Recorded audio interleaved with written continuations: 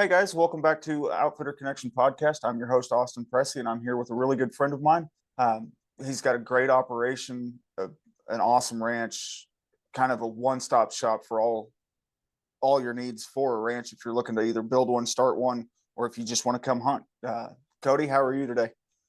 I can't complain, bud. How are you? Oh, doing great. Just enjoying life, man. I love it. And I sure appreciate the invite to the podcast. Super excited about it and looking forward to jumping right in. Awesome, man. Well, if you don't mind, let our listeners kind of know who you are, and I briefly touched on some of it, but let them know who you are, what you're about, and what you guys do at Malone Outdoors. For sure. So I'm Cody Malone. I've been in this business about 15 years and I kind of do it all. Run a hunting operation for any whitetail, between natives all the way up to the improved real big genetic deer. Obviously, every exotic that's huntable in the state of Texas, we either have or have access to. And on top of that, not that that doesn't keep me busy enough, especially during the fall and winter, but I also catch and transport uh, all your exotic species as well. Um, and I also am a jack of all trades. So I've constantly got deals going on for, protein feeders and corn feeders through my networking, different ranches, either selling or liquidating, doing different things. And so I've got kind of inside source to all that stuff to where I can get equipment and fencing and pipe and all the stuff you need in ranch life, get that to people at a little better price, save a little bit of money because I'm a blue collar guy myself. So it's one of those deals. It takes a lot of time and money to do what we do. So anytime you can save any money, basically watch your pennies so your pennies take care of your dollars. That's kind of the better option for most folks, and really let you do a lot of extra things in a shorter amount of time than having to pay retail and really save money to make the next purchase, whether it be a critter or a new pen on a ranch to house something or whatever the case may be. Yeah, man. And it's always fun watching you on social media because I wake up every day going, well, where's Cody at today? I'm currently in Rockwall, Texas, coming back from a fallow delivery, and also just got done producing a big order of working shields. Which anybody that listening to this podcast that has ever worked exotics or whitetail knows there are times where things get a little rowdy, and safety is definitely a concern. So the shields really help you out and giving you that peace of mind that you're going to be all right and you can handle most situations and not just keep yourself safe, but as well as the animals we're working, because we really take pride in that. Making sure that the stock that we are moving is well taken care of, vaccinated, and is going to a ranch and going to last there for as long as that animal can live, or until the owner chooses otherwise. So because of all that, like I said, I'm kind of a jack of all trades and kind of branch out and do different stuff. But I'm headed back to the ranch now to finish painting a big feed wagon that I had to stop doing to do a big deal.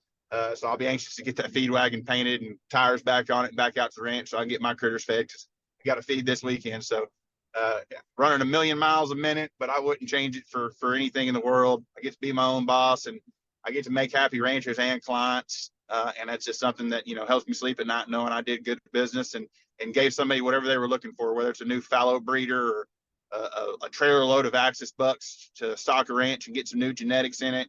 I just really enjoy. I'm a person, a people pleaser. That's just kind of what I do. So I do it in a pretty large spectrum with as deep as I am in the industry and the networking, and it's something I just wouldn't change for the world. And I love every second of it. Yeah, man, absolutely.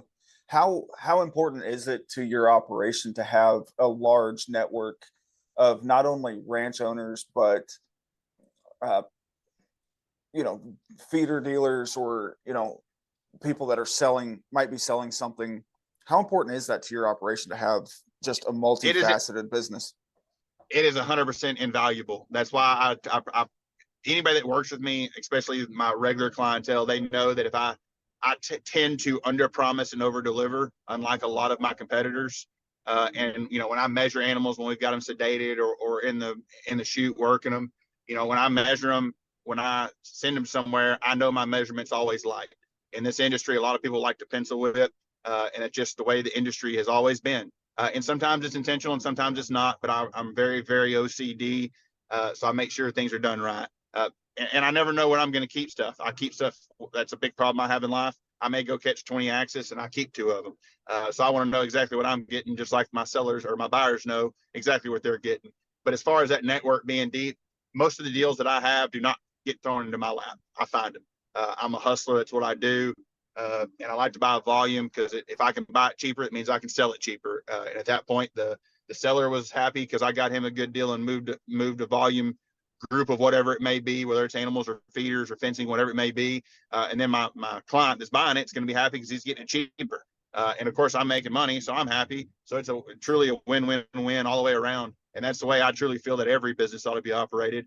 And it's one of those things, kind of like being a Southern gentleman, opening doors for ladies and helping elderly, get around when you see them walking through Walmart or into a corner store or a restaurant.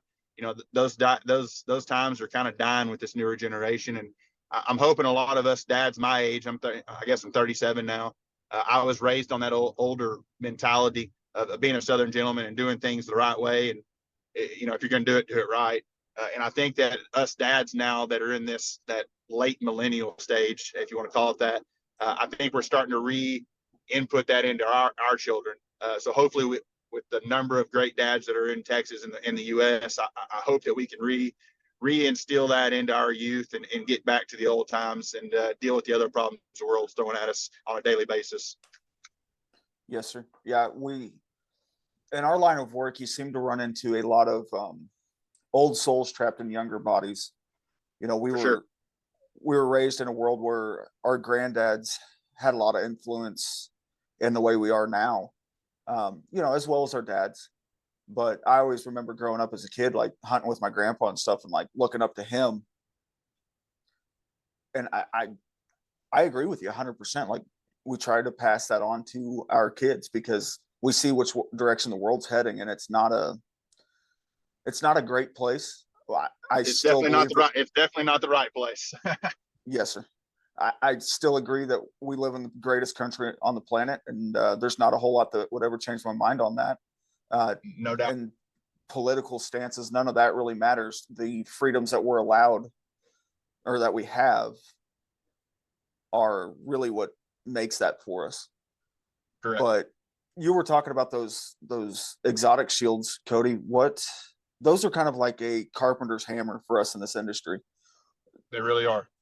They're a vital role, like you said, to ensure that, not only do we stay safe, but the animals stay safe as well. And there have been some injuries and a fatality or two that I can recall from someone not having one of those. Absolutely. And what happens is, and I'm not going to get into some training seminar here trying to keep people safe, but the biggest problem I see is people get complacent, whether it be a fallow doe or, something that's real chill, real calm, and they just get complacent. Next thing they know, they look back and it's jumping into them and headbutting them, or you go into a barn to take a picture and you open the barn door lackadaisically, and there's an aoudad flying at your face. I mean, this business is a dangerous business. There's no question. And it's just one of those things. You've got to respect these critters. It doesn't matter how small or big they are. You just got to respect them. And the second you let that respect down is when there's normally problems. And there's unfortunately been some fatalities in the industry.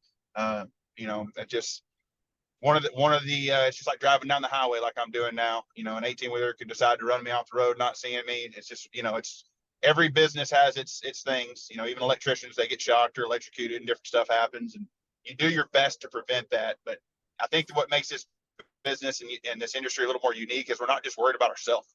I have more worry for my critters because even when you sedate critters, the sedation is not what normally causes fatalities with them. It's the stress that they endure because a company's not putting face masks on them, or they're not hobbling them their legs, and they get up and run off, and then you got to chase them. And there's just so many different things that can stress an animal. We try to reduce that stress with every bit of knowledge that we've gained throughout our career in industry and our proteges and people that have taught us things. And we just really try to treat everything like it's our own. You wouldn't take your dog to the vet, just throwing, in a trailer, bouncing around, when you could just have a cut in the trailer and make it a lot smaller space for it, to where, even if it has a little bit of a freak out or a anxious moment because a 18-wheeler blows a horn or hit the rumble strips, it doesn't get ping ponged around like a ping pong ball, which every time it does that, it's just more stress. So we literally cater to making sure that I feed my animals. A lot of people tell me this, and it's absolutely factual. My animals at my ranches get fed better than I do. There is no ifs, ands, or buts about that. I will skip meals for 2 days to make sure that I've got the funds to feed all my critters, my protein and every other substance they need as far as roughage goes. And if I can't afford to eat McDonald's that day, then guess what? I'll go eat a can of Vienna sausages and sleep well at night, knowing that my animals are out there munching on everything they want and some. Yes, sir. And that's something too. When people follow along, you know, whenever they follow Malone Outdoors, they will notice that none of your animals look emaciated. None of them look wormy. No. They're all very well taken care of, which speaks a lot to your operation. I wish there was a lot more ranches that ran the way that you do things, because you're, like you said, your animals are very well taken care of. And I appreciate you noticing that. We have issues, parasites are parasites. It doesn't matter how great you are at trying to control that and combating it. But you still got one. I've got a whitetail now that's a really big deer that I love. 3-year-old, or he's 4-year-old this year, coming 5, and he looks a little wormy. So we just got done doing our 3rd day of medicated feed. Basically, we feed the whole pasture, so he's getting it as well as everybody else, which is always kind of staying above the curve. But it's one of those things we monitor stuff between trail cameras, with cell cameras being as good as they are now and affordable. I think my cameras are like $11 a month to monitor full time. So that's a small price to pay to make sure that stuff is looking good and eating and not, like you said, emaciated or having any issues. And I'm with you though. We do a lot of capture jobs on ranches that are owned by elderly folks or people that are not 100% in the zone when it comes to the well-being of critters all the time, or maybe they're stretching funds. There's a lot of times I'll do a capture job and I'll get a couple critters that just aren't looking like I want to look. So I'll kick them into a pen and just baby them for a week, 2 weeks, maybe even a month, get them back up to where they're in tip top shape, and then ship them down the road if we don't, get some kind of a bond going and end up keeping them, which happens way more times than not. But we always trying to do what we can to make things as fluid, as good business, and as healthy as we can make them. Yes, sir. What does that look like for you whenever you have an animal like your whitetail you were talking about? What kind of, you talked about medicated feed. What other antibiotics, dewormers, what kind of things are you giving your animals to ensure that, like, one, if you do catch one that's starting to look a little sickly, you can get out ahead of it? Do you have like a whole grab bag of meds, or are you running like just a few? No, I carry a wide range of medication with me at all times. Everything from like ivermectin plus for a general wormer, which we pretty much give everything. Most stuff it's 1, maybe 2 cc's depending on weight. It's weight based. But we do everything. Like when I'm handling the big trophy sheep, which I breed, the big black Hawaiians, if I bring new genes in or anything like that, they get an oral drench of 5 cc's of sedectin and a shot of LA-200, which is a little bit of a kind of prevent all. And if I get one that's looking a little poor than I like, then I'll give him something like Draxin. But my dad was a veterinarian, so I learned a long time ago a lot of different stuff, but I'm constantly learning. And there's new sedation medication as well as antibiotics and whatnot that are always available in the market. So we're constantly trying new stuff. I've got a great relationship with several vets here local. And of course, my dad being a veterinarian for 40 something plus years, I've got a lot of resources through him and I've learned a lot through him. So we're always trying to, make sure stuff's right. And the state gets in the way every once in a while. They do a great job with different things. But, like when I release deer into my little 45-acre breeding facility pasture, once I do that, I can't touch them again. It's illegal. I can't, like, I've got that drawn up one. If it was in a pen and I was a breeding facility on this ranch, on this particular parcel, I could just go in there and sedate him, medicate him, do whatever I need to. But with him being in the open pasture, as we call it, there's just nothing I can do minus the wormer feed. That's about it. So with that being said, you kind of pay a little more attention. You don't let things get you catch them when they're, 8 out of 10, not 6 out of 10 on the health scale. And you try to get ahead of it as quick as possible. And that's about all you can do. Yeah. And whenever you sedate them, are you using, there's several different formulas. There's BAM and then there's K. What's the K one? MK. MK. And I'm sure there's a couple others. There's MK and it. Oh, there's a ton. So those are sedations, and there's also paralytics. So you start getting into sequestrin and different stuff, and it's a lot more finicky. It's way cheaper, but it also has been proven to do a little bit more of I don't want to use the word harm. That's a little aggressive, but it can be a little different species, like their liver can take a pretty big hit. Right. It's like kind of like when we're shooting BAM, which I know you shoot, you sling a lot of BAM like I do, and that's my preferred medication. It's way more expensive, but I think it is the most uninvasive sedation medication that's available, even though it's expensive. But once again, Yes, when you're dealing with especially super exotics, I mean, a kudu heifer right now is bringing 30, 32 grand. So if you're going to be dealing with something like that, why not use the best, even if it costs you, an extra $100? Like, to me, it's money well spent. But there's absolutely. tons of different stuff, and they're currently. I've got a very close acquaintance, one of my best friends. He's testing out a new sedation drug now. Matter of fact, I think he's actually in the field testing it now. It's really orchestrated towards zebra, which are problematic at times when it comes to sedating. So we're hopefully that new concoction is going to be available if it works well, which we, based on his initial trials, it looks like it's going to be great. So it's one of those things, like I said, it's just like any other business or any other career. The day you think you learned it all is the day you need to hang up your hat and call it quits, because you've hit that pinnacle in your own mindset and your own mind. I feel like I learn something every day, and I learn. Hopefully, I learn the easy way, but sometimes I take a hit here or there and learn the hard way. But when you're dealing with some of these critters, damas and kudu and some of the fallow that are being produced now, you sling a dart, sometimes it's 30, 50, 80,000 bucks when that dart hits. So you want to make sure you're absolutely up to par with everything from start to finish, and you give that animal and that ranch owner or breeder, everything you've got to make sure the transaction goes fluidly. Absolutely. And do you think the reason, going back to the zebra thing, do you think the reason that they have such a hard time with MK and BAM, you think it's because their metabolism, or the way their liver breaks down the enzymes for those I think it's a sedations? combination. I think it's a combination of both. I mean, Okay. I've darted a ton of zebra with BAM, and normally they don't go down, so I'll just sneak up behind them, put a blindfold on them, cautiously, because they're biters, obviously. And when they bite down, grind twice or three times, then open up. So if they get you, you're typically losing whatever they bite, and that happens not regularly, but once or twice a year, there's a horror story. But once I do that, I can normally walk them on the trailer, which really helps, because I don't have to have a bunch of crew there with me to do it, because they're heavy and they're big, just like Elin. So it kind of helps, but that's when your knowledge of sedation and impact points and different things really come into play. I mean, I've hit Elin bulls with 2 cc's in the neck, and they'd be absolutely passed out of sleep in less than a minute and a half. I've also hit in the same trap.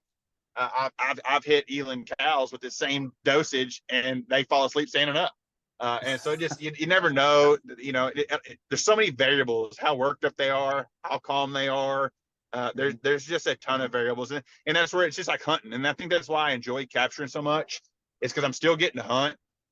Except I've got to be a lot closer. I mean, if you sling a dart 80 yards, you're a hero. We do it from time to time on a nice day and a big target and confident shooter. But typically your shots are, 20, 50 yards. And there's just a lot that goes into it, but you get to really focus on, you get to break it down. You've got to get within range, which can be challenging with certain critters, or depending on how strong they are or wild they are. But then you've got to be really cautious, which way is it going to go when you hit them? Because it's going to take 2 or 3 minutes maybe for them to go down. You got to be able to recover them. So you get a hunt on top of a hunt, and it's as much fun as a guy can have once you get Absolutely. proper training and get some experience under you. And I'm done hunting in my career. I've been part of so many big whitetail and exotic hunts. I mean, everything from, big 8s that were pasture born to, I think the biggest whitetail we've ever harvested was right there at 475 ish. But I mean, we shot a big mature bongo bull this year. We shot some just smoking markers, that 38 to 40 range, and shot big kudu bulls. I mean, we've done it all. And if I can put a client on it with a rifle, I can do the same thing. I mean, I'm a proficient shooter, so I basically treat all my clients' trophies like my own, because I mean, it's a team effort. And I don't get to look at the mount every day, but I can just think back in my memory of the whole thing going down and how much fun it was, and how frustrating it can be at times. And then everything comes together, and it actually comes together full package, and you're like, wow, this happened. We've got an awesome bongo bull on the ground. Let's go take as many pictures as our phone can handle. Absolutely. And that's the beauty of, with you being an outfitter and a guide and me being a guide, that's the beauty of it, is we may not be the ones pulling the trigger, but we did just as much work as the client, right? we've done our Pretty research. much. Go Absolutely. ahead. You can't take anything away from the client because most of our clients, and we get some really good hunters, there's no question, but we get a lot of, I'm not going to use the word newbie, but I'm not going to use the word inexperienced, just fresh green hunters. So they get a lot, when a giant 200-inch deer walks out for a client that's never seen a 200, I can only imagine what it would be like for their heart rate. And I mean, I listen to them, I can hear them start breathing. I've had people hyperventilate before, but I can Oh start yeah, talking them down and really helping control that buck fever and make sure, hey, you're going to get one shot. We got to make it count. Don't shoot unless you know it's going to be perfect. If not, don't force it. Because if you got to force it, it's not right. You never know. One a little bigger might walk out 5 minutes later. So just don't push it. And people used to call me Squeeze because I used to video all my hunts. And right before everybody squeezes, once I gave them the green light, I'd say, all right, take a deep breath and squeeze. And boom, it would go off. That's kind of my catchphrase motto for a long time. But I've gotten away from it just because I'm so dang busy. I loved video and hunts because it's great advertisement, and I really enjoyed it. The problem is you would do a quick snippet to send to the client out of the graciousness of your heart, and it's not something that's included in the package, or I'm not charging for it. And they look, well, Cody, I didn't get to see it walk out. And then I'd have to go do a 30-minute edit, and I hate editing. It is not for me. I loathe it. Don't like it. And so it turned into not a hiccup, but I was just doing too much, and I just had to get rid of it. I still got my cameras, and I pull them out every once in a while, but I've got a ton of awesome, but I've also got some really bad footage with some shanks and some misses, but it happens. But I've got some absolutely phenomenal footage. And the best thing about filming to me is over that shoulder, and you get to see that vapor trail on some of those shots, and you actually see the impact. And it's so rare that it comes together for me that it was icing on the cake. It was money. I love it. You can tell I get excited talking about it. Yes, sir. I love it, man. It is neat, especially with what I guide out in West Texas, the Aoudad. Whenever I'm filming those hunts, I didn't hardly do much of it this year, but I did quite a bit last year. It's so neat watching that, that trigger pull, and then you see that vapor trail and all the dust come off those giant rams, and you're like, holy smokes, man. Yep. It makes for good footage. It's fun to watch, and I'm with you, man. I kind of enjoy watching going back and replaying them and just kind of reliving that hunt again, just one more time. Absolutely. And then, so you deal with a wide array of animals. What is your favorite to both actually, to hunt and to capture and transport?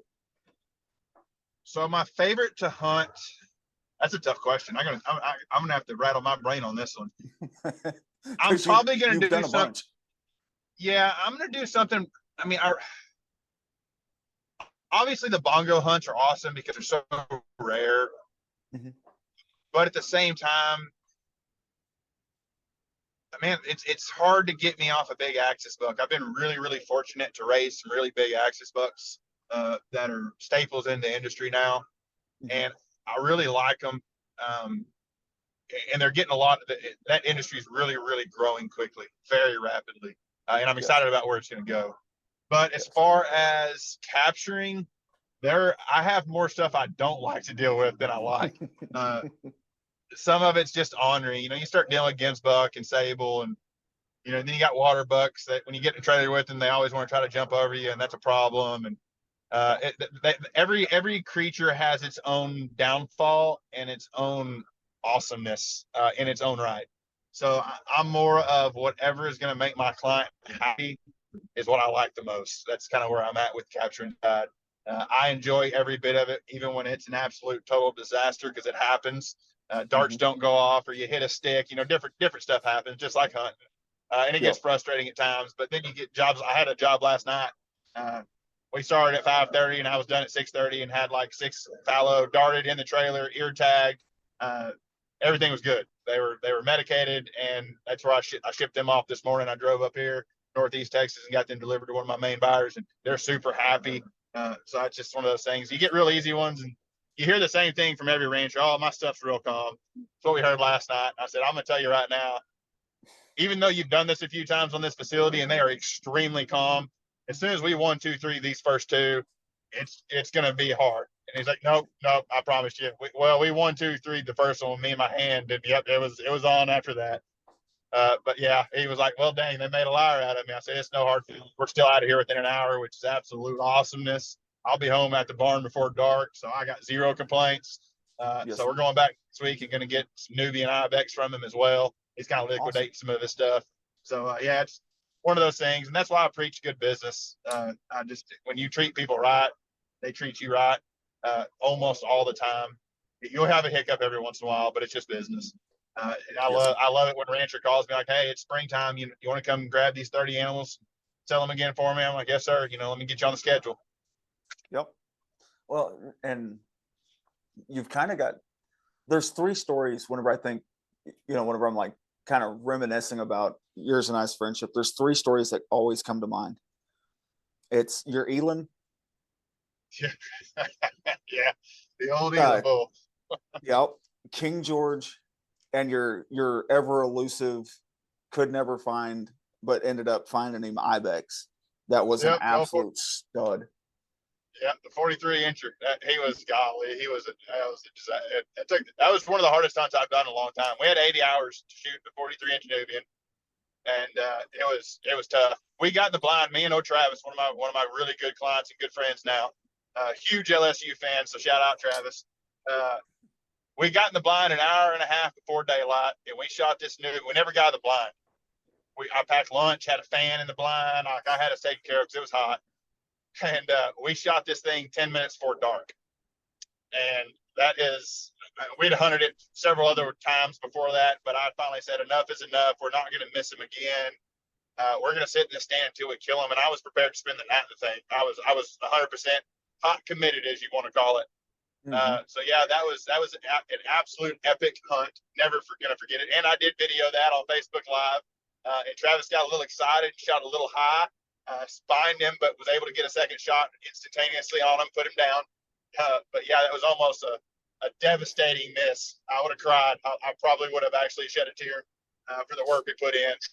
But then you mentioned the eland. I had a breeding pair of eland on a place that I just had for fun, and trying to make some babies, just building a little herd.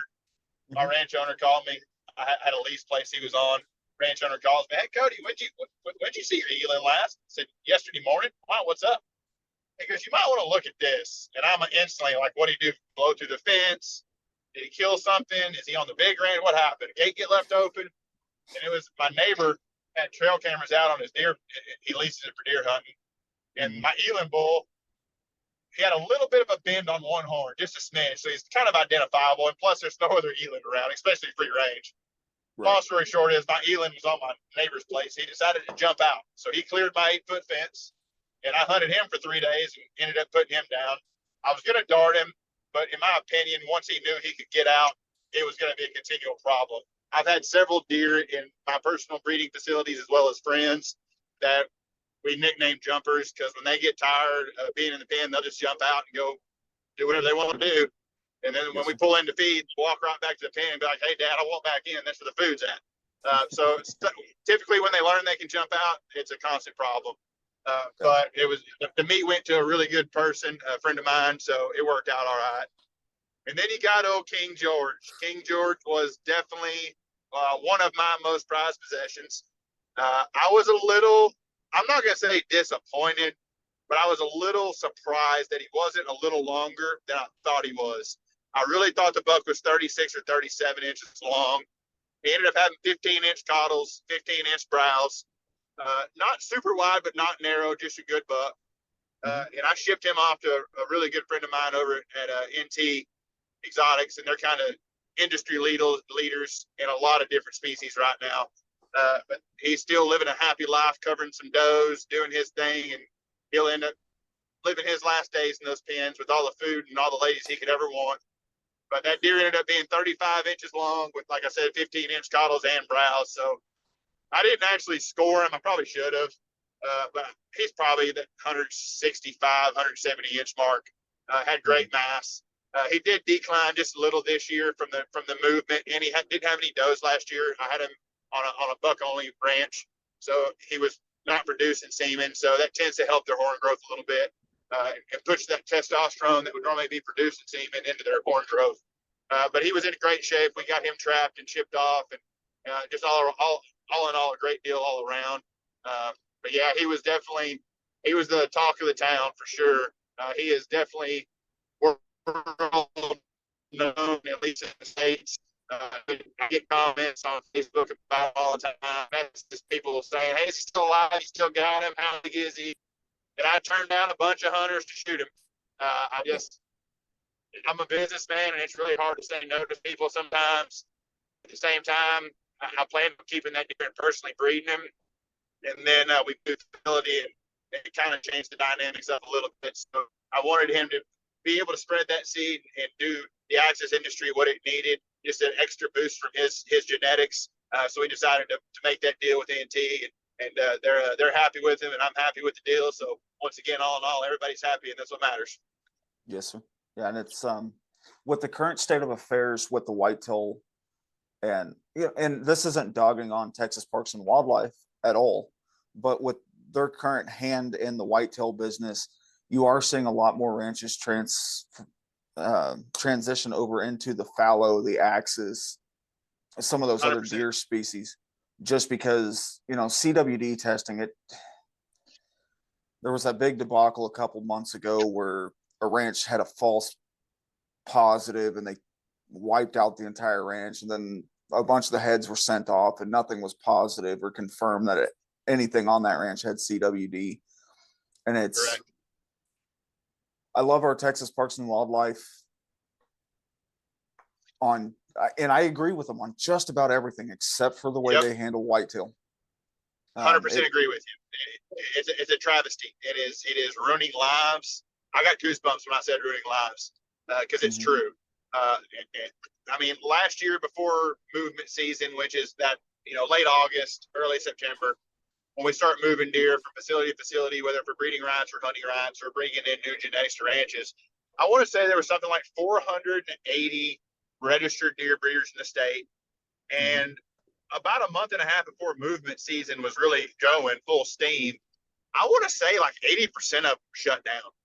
As in, they had either a trace back come in from when they bought deer from a couple of years ago, or they had a fatality of natural causes in the pens, and they tested it to hit their quotas, and it popped a positive. Whether it was false or real, it doesn't matter. So at that point, they were shut down. We were just supposed to move a bunch of deer recently, and the night before we were going to be on site to move a bunch of deer for a new facility, they had a trace back, so they're completely shut down. And the guy had just spent 45 grand to test everything, and now he's got to sit on it. It's a travesty. But Yes. it's just one of those things. I'm with you. I agree with what TP&W does a lot. Even the Texas Animal Health Commission, I support them. But I think that there are certain things that are not being handled with I'm not going to say the care, because they're definitely putting in the resources. I just think they're making some wrong calls. And that is I'm a professional to a degree, but there are a lot of people way smarter than I am in the industry, both whitetail and exotics. I am not trying to sit here and act like I'm a know-it-all, because I still got lots to learn, and I always will. But I think that the way it's being handled is absolutely wrong. There is nothing anyone or anything is going to do to change it. We have to roll with the punches and jump through the hoops that we are presented. But I hope that eventually they understand the science behind it. In my opinion, I believe that CWD is a prion that pops when an animal, especially a whitetail, is put under stress. It could be from dust and ammonia. It could be from parasites. It could be from a handful of different ailments that typically hurt captive whitetail, especially in breeding facilities. And I truly believe that if you were to test a doe 2 weeks before she died, she'd be CWD negative. But once she endures, whether the stress of hitting a fence and hurting herself, or dust ammonia, any other attributes that can be harmful in our settings, that it's a prion that just pops. And there's a lot of people in this industry that thinks the same thing. Is it scientifically proven? Not for sure. I can tell you this, that I was at SCI in Nashville recently for the Safari Club International convention. We had a big meeting there. Several very, very, very influential people were there and spoke. And it came to fruition, which a lot of people know. There's a state has a few facilities, one for sure I know of, that is basically a breeding facility, and that's where they monitor things and test things, and it's just a controlled area. Well, one of those deer, I'm assuming, and I don't know for certain, but I believe it died of natural causes. So it was tested, it popped a positive. So what did the state do? Instead of using the quarantined deer in their captive facility as test subjects to learn more about CWD, they euthanized the entire herd. Now, what sense does that make? Because I'm going to put this into human form now, metaphorically to a degree. It's kind of morbid, but it is what it is. Imagine going into a cancer research hospital where I walk in and I've got some new form of cancer, which, by the way, cancer is terrible, and I feel for anyone that deals with that, but it's a great metaphor for this subject. If I walked in with a new form of toe cancer, they're not going to euthanize me. And especially if I walk in with 25 of my buddies that we're all have the same thing, they're not going to euthanize us. Our deer are just as important as people. So why would you have test subjects there ready and willing to help solve an issue as important as CWD than to use that atmosphere to do everything you can to learn about the dreaded three-letter word? And by the way, I would like to, anybody can email me at maloneoutdoors@yahoo.com, hit me up on Facebook on Malone Outdoors, Malone Capture Co., or my personal page. Let me know of any actual confirmed deaths of a whitetail deer in the state of Texas that died solely from the disease CWD. I don't believe there are any. So at that point, you've got a lot of conflicting information that needs to be addressed. Yep. Because if you talk to, and the game wardens, they're just the enforcers, right? Absolutely. All the calls come from higher ups. But Correct. if you talk to the game wardens and the higher ups, they can't pinpoint that CWD was 100% the cause of this animal's death. I don't have a lot of leg to stand on with CWD because I don't. It's one of those hot topics, and like with moving season coming up and everything like that, like it's going to be a hot topic. But for sure, if you can't 100% pinpoint it, how can you call it the root cause of an issue? You can't. Exactly. And that's plain and simple. You just can't. You're making assumptions, and we have so much scientists and very, very intelligent people available to the states that can call. I mean, everybody wants to help the state. I mean, I'd help them if I could. Everybody wants to be part of the solution, not the problem. And I just, I have unfortunately been part of euthanizing deer that had tracebacks or different issues in breeding facilities. And my game warden a lot of time is with me. And, we've talked about it man to man off record, and we have the same beliefs to a degree. But it's just something you got to do because we're required to do it. And you can't sit here and feed a herd of 200 or 300 deer that eat $2 or $3 a day in food and then worry about testing them between sedation and vet bills of pulling the sample and then send it to the only lab that can test it, which is A&M. It's a huge expenditure, and then you can't move them because you brought a deer in 8 years ago that had a trace back, and fawns got to be 6 months and older to test, but you can't touch it. Like if you're shut down, you can't work your fawns, so you don't even know where they're born because you can't legally touch them. You can't tag them. So at that point, you're just guessing how old they are. So there's just a lot of little problems and big problems. So in retrospect, it's one huge problem and debacle. It'll eventually correct itself. I think it's a ship that is trying to flip over right now, capsize, and I think it's trying to right itself because we're starting to get some government backing with some higher up officials and different things. And there's a lot of people really pushing this and fighting. And I think that's the biggest thing is it's just like the government tried to come take our weapons right now. We're all 80% of us are going to fight with everything we've got to maintain that. And I think a lot of these breeders and ranch owners and different people in the industry are just sick of it. It comes out, I'm not a political guy at all, but in my opinion, it's political overreach to 100% to the maximum degree. And I think people are really starting to get fed up with it. I mean, this is about a 6 or 7 year old deal now, but it's really starting to grow legs and causing problems. And it's changing lives and ruining lives. So there are a lot of folks that are financially and mentally capable of fighting this that are kind of joining forces. And I'm hoping the things work out the way that we all hope they work. We could all be wrong, and we could all just be, absolutely terrified of the results. But at the same time, we can just think positive and continue to follow the rules and mandates as they're given to us, and try to raise and grow the best deer we can. Absolutely. Where it's no hidden secret that the CWD craze has had a lasting impact, not only financially but also emotionally on ranch owners. Where do you see Texas Parks and Wildlife kind of coming in and trying to do something with the elk populations, the red stag populations, the fallow and axis? Do you see them kind of trying to reach into that a little bit, because they know if they do away with all their deer breeders in the state? Oh yeah, it's already happening. There's some stuff I'm not going to speak of just because I'm not 1,000,000% confident on it, and I'm not sitting here trying to spread propaganda or rumors or anything like that. But they are yeah, they're already after that stuff, and it's one of those things that if they want it to happen, it's going to happen. The reason fallow market has really taken off is because fallow take pretty much the same everything whitetail do when it comes to housing, facilitation, feed, whole 9 yards. So everybody that has liquidated their whitetail herds because of what's happening and the risk involved with it, they're all transitioning to fallow. I mean, I know one breeder, NT, once again, great people. Shout out to Nash and Dixon and all those guys that are involved there. They do a great job. They've got, I think, 6 or 8 fallow that are already over 400 inches. My question, though, slightly off subject, because I'm ADD, and anybody that knows me knows this. I go 1,000,000 miles a minute. That's just the way I'm wired. But these fallow, as badass as they are, as huge as they are, there's going to be a limitation.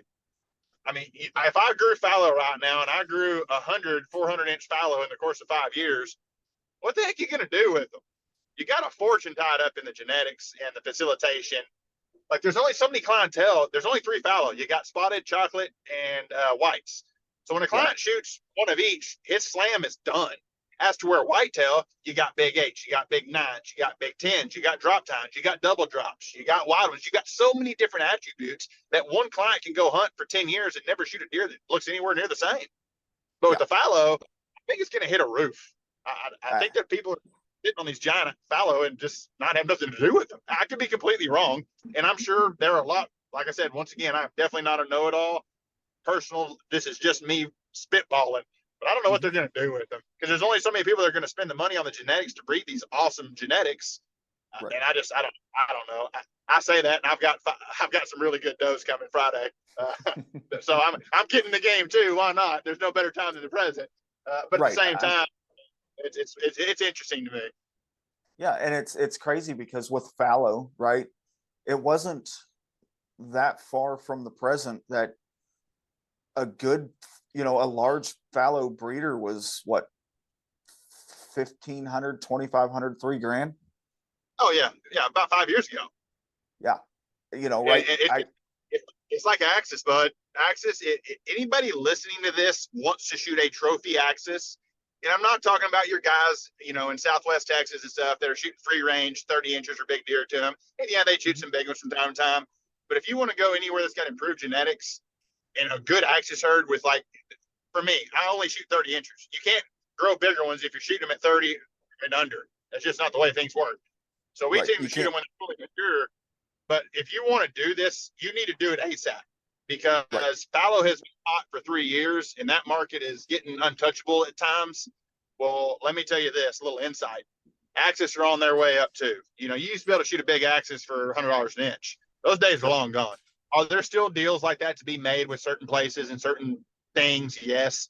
But on the general population and the industry itself, I mean, I'm seeing Axis hunts for $6,500. And that's for a 30 to 32, 33 incher. That's double of what it was 2 years ago.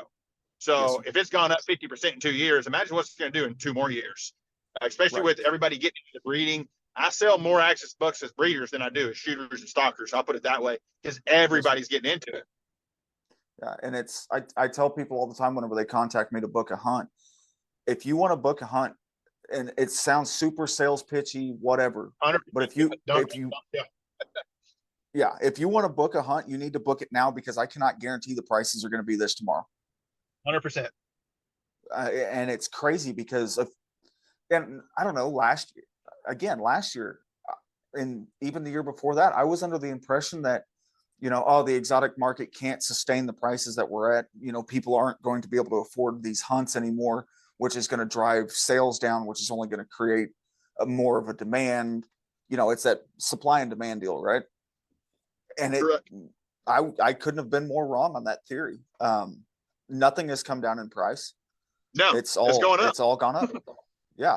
I mean, There's times where it fluctuates. You can watch a lot of different auction sites and different sales and different resources and see things fluctuate and to a degree. I mean, like a year ago, a pasture fallow doe was $1,000.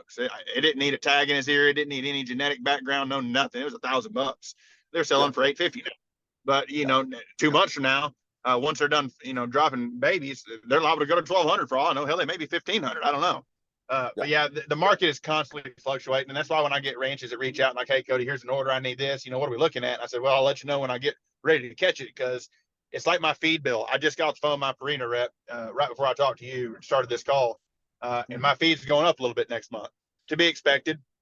But sure. I mean, we feed a lot of feed between me and the other ranches that I work with and manage. I mean, we probably, I don't know how much feed I don't even want to know the number. It'd probably make me sick. But we feed a lot of protein, and that's just protein. But yeah, everything's going up. It's just the world we live in. I mean, look at fuel prices and vehicle prices. It's just where we are. And I'm with you. I really thought the exotic prices were going to hit a plateau, a peak, and stop. They didn't. And there's a lot of people like me. I'm a blue collar working guy. I think people think a lot different sometimes because of different stuff I touch and do and invest in and different things. But I mean, there's times where I'm like, I really want this and I need this. But does it make financial sense for me to buy this now? And the problem is, if I don't do it then, you've got that second, the devil on your shoulder saying, well, Cody, if you don't buy it now, it's going to be $3,000 more in 6 months. And a lot of times the little evil one on my shoulders, right? So you basically got to just jump through the hoop when it's available. But yeah, it's one of those things, man. It's a market that is absolutely thriving. I had these fallow. I planned on keeping these fallow I just delivered because they were really, really calm, and I want that in my herd. But I had a very good ranch owner that I didn't know a solid to, but I always try to take care of him. So I offered it to him, and I literally sold him before I left the ranch. One of them was still asleep in the trailer, hadn't even fully reversed. I was like, well, there goes me keeping those. But there's stuff sells as quick as you can get it to a degree. There are still people that are trying to maximize investments and get a little more and shop it around, which I do as well sometimes. But it's one of those things. It's business, and as long as everybody's happy, that's what matters. Absolutely. What do you think the catalyst is for this big price drive that we're seeing in the exotic and whitetail market right now? It's all about the whitetail. I mean, all these ranches that were, raising, breeding, and bringing in, 50, 80, 100 stalker bucks a year and shooting a few, half of them to recoup their investment and then letting the other half go out and breed their good does and really starting a ranch population of top tier genetics. Those folks are struggling. So they're transitioning full blown into exotics, and they need that capital, or they need that investment in return on their investment to sustain and to keep their ranches and to keep their investors happy. And so they're having to go to exotics. And when they have to have it, they've got bigger bankrolls than most people, and they're going to pay whatever they've got to get that critter for this person or for this species, their facility, and they're going to stop at no cost. Yeah, I recently sold an Axis buck. He was a gnarly buck, had a lot of non-typical. I don't remember how many points he had, but it was a lot. The thing sold for $25,000, 25 to be exact. And I know why I brought that, because that, reverting back to the whitetail, when the whitetail industry first started, you wanted the biggest scoring deer you could get. What everybody wanted. Well, then they started getting super trashy, quite frankly, ugly, non-natural looking, just not great looking deer. Yep. So then AI came into play. Genetics really came into play on the top side, bottom side, and all the other attributes that come into a true breeding facility. And then it started, we want to grow 200-inch, 2-year-olds that are straight 10 points, which happens. Yep. It's rare, but it happens. So right now, people are trying to grow the biggest, gnarliest axis they can when that gene is available. And it's not available very often. So when it is presented on the table, it goes to the moon and back on pricing, because it's, if you've only got one of them, you get to name your price. And I mean, I've made my living getting my hands on some of the biggest, most premium exotics available of certain species. And at that point, as long as my client's happy and I'm happy, everybody's happy that's involved, they bring a lot more money than a lot of other stuff, because go find you another one. Like, you can't. Like, if you want one this big, I'm the only person that's got it. So let's make a deal that we both can smile about. Yeah. But that access rate, 25 grand, I mean, that's one of the top, especially for one that is not pedigreed, coming from a breeding facility. I mean, I don't know for sure where he came from, but he could have been, I guess. But normally the auction will tell you if there's some kind of genetic background, and there was none of that there. But I just think that access market is absolutely fixing to skyrocket to the moon and really take off. Yeah. And I think, you know, the sheep and some of the goat species, they tend to be a little bit on the cheaper side. And I can't put a thumb on a comparable exotic in this day and age, price wise. You know, sheep are a rarity. So in this industry, your females are your money makers. They produce. Yeah, you got to have one male per herd or a couple, whatever the case may be. But without females, you're not getting production. So your females are always more expensive. Well, go look right now, and it's been this way for pretty much ever with sheep. Your males are the money. Your females are not that expensive. Even your really good genetics, I mean, they're just not that expensive, and compared to other exotic females. Right. I mean, for example, I've got a 47-inch black Hawaiian ram that's coming on 5 years old, and it's 46 by 47. Some of the best genetics in the world.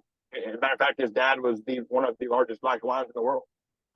And my good ewes were way cheaper than I would sell him for, hands down. I mean, you go to any sale or sell barn or any pasture to buy straight from, and I mean, ewes are $500 to $1,000 a piece for decent genetics, and there's instances where they're more expensive, but for the most part, you go buy the same amount of money and you're going to get a yearling ram that you're going to have to roll the dice on and gamble.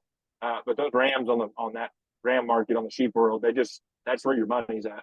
And I think that's going to change. And I've got 3 or 4 guys in my network that are heavy breeders in this industry with the sheep, between Texas Dogs, Black Hawaiians, and Corskins, that are really doing some fascinating things with the sheep world, and really doing well and just knocking the ball out of the park on production and growing true giants. That stuff's, I think that's the next thing after access is going to take off, is the sheep. I think you're going to start seeing, good ewes sell for, that $1,500 to $2,500 range, which is a lot of money for the sheep world. But granted, you're talking about an investment that not everybody can make, especially when you start off with a herd of like 1.12. You've got a whole bunch of money tied up in that herd, just to get some production. But it's an exciting time to be in this industry. That is absolutely no doubt about that. And truly, I keep saying it, the sky's the limit. As long as everybody can continue to smile on every deal, I'm going to stay in this business until I can't move anymore. And I swear, every morning I wake up, I got a new ache and pain for one reason or another. So it may be a little sooner than I think, but I'm going to continue to keep the gas pedal on the floor and go full steam ahead. Yes, sir. And speaking to that ewe or the females versus the males, you see that a lot in the supers, right? Gemsbok cows are way high, sable cows are way high, where the bulls are, the bulls are what you're hunting. Yep. And it's kind of neat though to watch like the trends. I get on a couple of the auction sites every once in a while just for fun and like look and see if I can guess where the trend's going and seeing what the good buys are that day. Yep. So we've talked a little bit about the buying and the ranching side of it. What's it look like whenever somebody calls you and says, "Hey, Cody, I'm really interested in coming and hunting with you"? How does the customer experience look on your operation? I'm super basic. I do most of my deals via text message, and if somebody is not loving text messages, then I'll call them. But as soon as we hang up, I send them a kind of a Cliff Notes version, details, pricing, all the stuff that can cause hiccups in a deal, just to make sure we're all on the same page. Because I ramble sometimes and talk a little fast sometimes, so I just want to make sure there's no miscommunication. But all you got to do is give me a call, shoot me a text. My cell phone number is 254-722-9031. And I'm kind of like a high school girl. That's what my wife calls me when it comes to cell phones. It stays in my hand, because if it's not in my hand, it means I'm working. But my goal is to be productive in life and make money and continue to grow this empire that I'm trying to build. So there's times I'm out of pocket, but I'm really good about getting back to people. If I miss you, just leave me a voicemail and I'll get back with you, or shoot me a text and I can get you lined up with anything you want, as long as it's legal in the state of Texas. We do it all at Whitetails Exotics, and I've got a plethora of hunts available. And weekly, I've got new stuff available based on different transactions and different ranch pickups and whatnot. So just don't hesitate. I'm on Facebook a lot. You can follow my whole life on Facebook. So just hop on there and shoot me a message. I'm very reachable. Just basically hit me up and let me know what you're looking for. And I can put you, if I can't handle it personally, someone in my network that I trust, and if I trust them, you can trust them, and get you taken care of. I guide 99% of my own hunts. Every once in a while, I'll have an issue with, a kiddo being sick or family issue, or somebody misses and I've got to keep somebody over an extra day. But I normally, with me running so many ranches, I run 3 different ranches right now full time. So I typically hunt one ranch for a couple of days, then go to the next one for a couple of days. And by the time I make the circle, the ranch I'm hunting hadn't been hunted in a week. So it keeps stuff to where it's patternable with the trail cameras and time in the field, where you're not hunting pressured stuff, and we're not hunting little 50-acre pastures, chasing stuff around. It's not the way we operate. So if you need it, I can get it. I'm your one-stop shop. And it doesn't matter if you're looking for feeders or fencing or live sales, whether you want me to come catch on your place, if any ranches are listening. We do helicopter catching, and we do trap, and we do darting. So I really try to be as broad as I can and be the best I can at every aspect of it. But if somebody needs me, I'm pretty easy to get a hold of. And like I said, if I miss you for some reason, it is not intentionally, and I'll get back to you as soon as possible. Yes, sir. Yeah, you've always been really easy to get a hold of. Whenever I have questions, or I see you post something, I comment. You always comment back. You're very responsive to all that, and I think that's very important as well. How important is it? Because I know your wife helps you quite a bit too, as well, right? Definitely. How important is it to have a spouse? Not only in this industry, but she essentially plays another role to your program, and she does a lot, and it's neat to watch your guys' adventures. She is truly as invaluable as my network.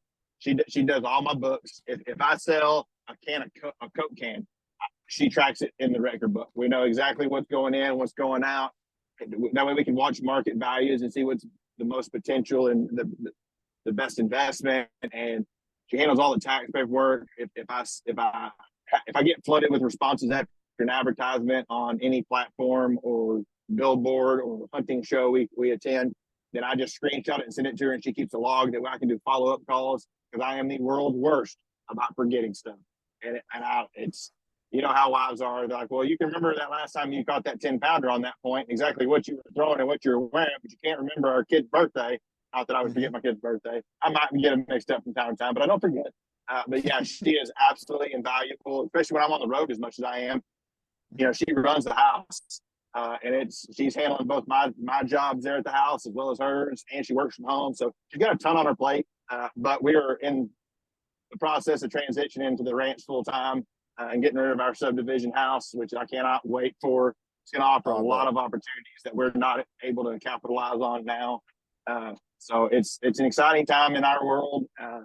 But like I said, we're just going to keep on keeping on, and make sure everybody's smiling, and make sure I don't overwork the wife, Miss Sabrina, who, like I said, without her, I'd be half the person I am, because she is most definitely the better half. Yes, sir. I hear that completely. It is really neat to follow along with your guys' adventures, and seeing her helping you out on the ranch, or the ranches, I should say, not just one singular, but it really is neat to watch, like, your guys' journey together through this, because it's hard being a dad and doing this business, right? There are times where you're going to miss out on things that are important milestones to the kids, or you might have a hunt that's booked around an important date in the relationship, and it's to have somebody that understands, like, hey, this is your job, this is what you do. Totally cool. We'll make it up another day. It's just a day on the calendar. Correct. what matters is the time together. How do you find that balance between your hunts, your transporting, your trapping, your selling, and your family life? I'm gonna tell you this, bud. You brought up my arch nemesis word. That is balance. I don't know how to do that. Without my wife, I would be in really bad shape. She helps me in that area.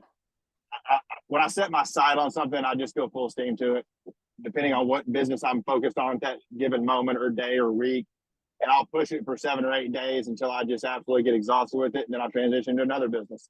And that's the glory of having kind of a monopoly of businesses like I have that are all in the same industry, and so to speak.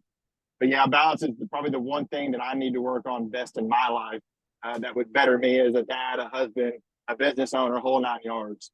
But without, like, once again, without Sabrina, I'd be in terrible shape. There'd be a lot of missed calls that didn't get returned, and a lot of follow-up calls, and a lot of opportunity that were left out on the table, just because I just get too busy sometimes. But at that same time, she is such a backbone to us. She helps me keep that line down. And I truly feel that I work on that balance aspect of my life personally every day. But it just goes to show, like, there's always something, even the most successful or the most down the dump, bottom of the barrel person, however their life is at that given moment, you can always work on yourself and be better. And my ultimate goal is to be a better person than I was, a better person today than I was yesterday. And if I continue to do that in life, I think the good Lord will accept me with open hands. And, when that time comes, and life will be as good as it can go. And we'll just keep on taking every little bit of opportunity that he presents in front of me. We'll keep on capitalizing on it and trying to follow in his lead. Absolutely, man. I love it because it's, you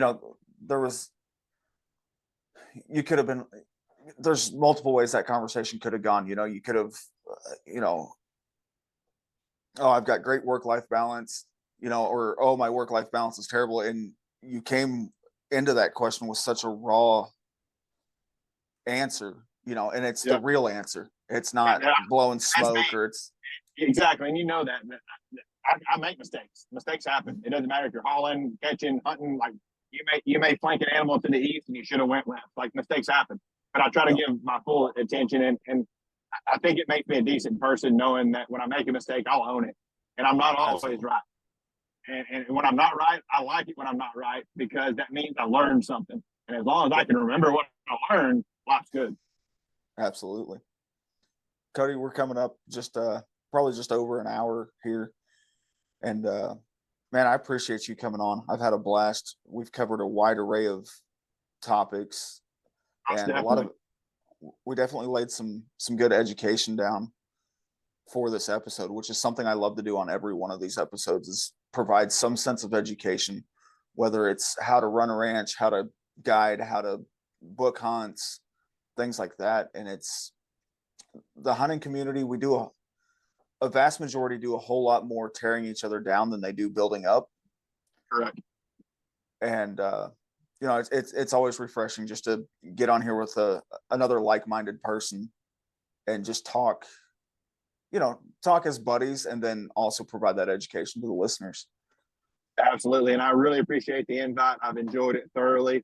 And once again, for all you listeners and viewers, if you need to get a hold of me, once again, I'm Cody Malone, Malone Outdoors, Malone Capture Co.